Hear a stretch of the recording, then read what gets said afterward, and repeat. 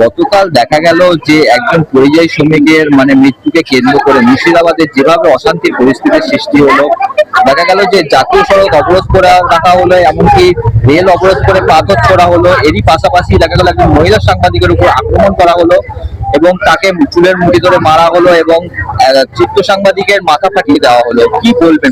নির্বাচন কমিশনকে তো আগে ঠিক করতে হবে ওনার গাইডলাইন কি।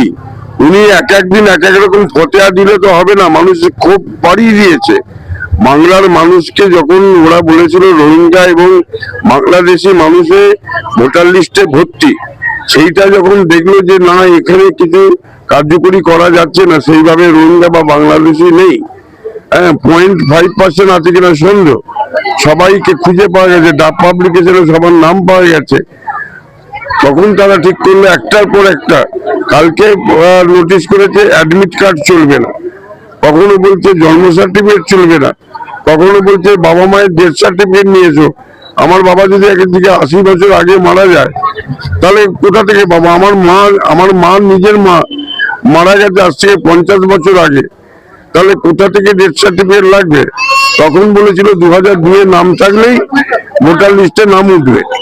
আমার 2024 নাম আছে, 2002 নাম আছে।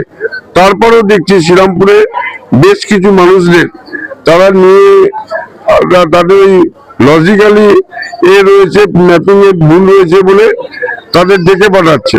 এবং শুধু ডেকে পাঠানো নয়, নানাভাবে তাদের বিরক্ত করছে। এটা নিয়ে এসে ওটা নিয়ে হ্যান্ডিক্যাপ সার্টিফিকেট রয়েছে আমার অফিসে যিনি থাকে, হ্যান্ডিক্যাপ সার্টিফিকেট রয়েছে, ব্যাংকের পাসবুক রয়েছে, ভাতা পায় প্রতিবন্ধী ভাতা, তার মায়ের ডেথ সার্টিফিকেট রয়েছে, বলছে বাবার ডেথ সার্টিফিকেট আনতে হবে।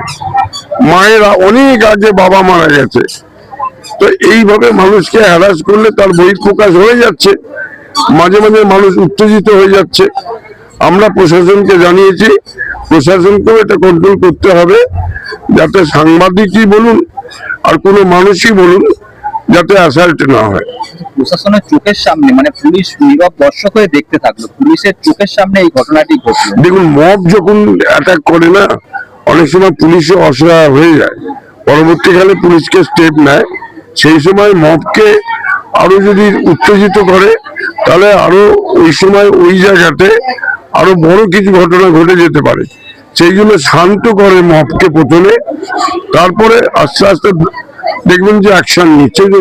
অনেকে ধরা পড়েছে, গতকাল আমি টিভিতে দেখছিলাম 12 জনকে ধরেছে, আরো কাউকে ধরতে পারে। আগামীকাল পশ্চিমবঙ্গে আসছে নরেন্দ্র মোদী, প্রধানমন্ত্রী নরেন্দ্র মোদী।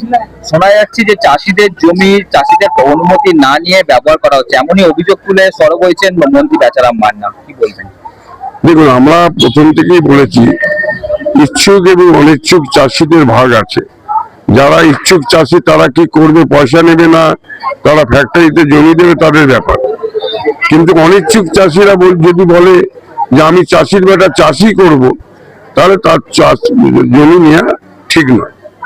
এটা তো প্রথম থেকে মমতা ব্যানার্জির একই স্ট্যান্ড, দলের একই স্ট্যান্ড, যে অনিচ্ছুক চাষিদের জোর করে জমি নেওয়া যাবে না।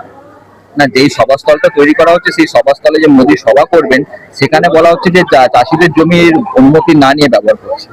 এটা তো আমরা দেখছি, গায়ের জোরে তো কিছু করা যায় না। আর ডেলি প্যাসেঞ্জার হয়ে যাক না নরেন্দ্র মোদী, ভারতবর্ষের প্রধানমন্ত্রী। সে আমাদের ইলেকশনের সময় আমরা এর আগেও দেখেছি, 21 সালে দেখেছি, সব ডেলি প্যাসেঞ্জার হয়ে গেছিল।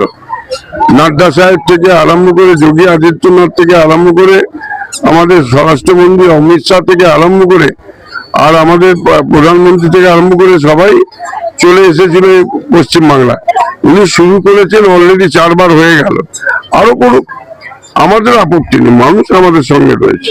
সিঙ্গুর থেকে একবার ক্ষমতায় এসেছিল মুখ্যমন্ত্রী মমতা বন্দ্যোপাধ্যায়, বিজেপিও কি সেই একই পায়ে হাঁটার চেষ্টা করছে? বিজেপির আছে কোথায়? বিজেপির বুথে লোক দিতে পারবে কিনা আগে দেখুন, বিজেপির আগে বুথে লোক দিতে পারবে কিনা দেখুন। সংগঠন কোথায়? নরেন্দ্র মোদীকে নিয়ে এসে সারা পশ্চিমবাংলার গাড়ি ভাড়া করে ঝাড়খণ্ড থেকে লোক নিয়ে এসে, বিহার থেকে লোক নিয়ে এসে ভর্তি করে দিতে পারবে মাঠ। কিন্তু সিঙ্গুরের মানুষ কটা যাবে, কটা ওখানে দেখা যাবে, ছবি তোলা হোক না, তাহলেই বোঝা যাবে।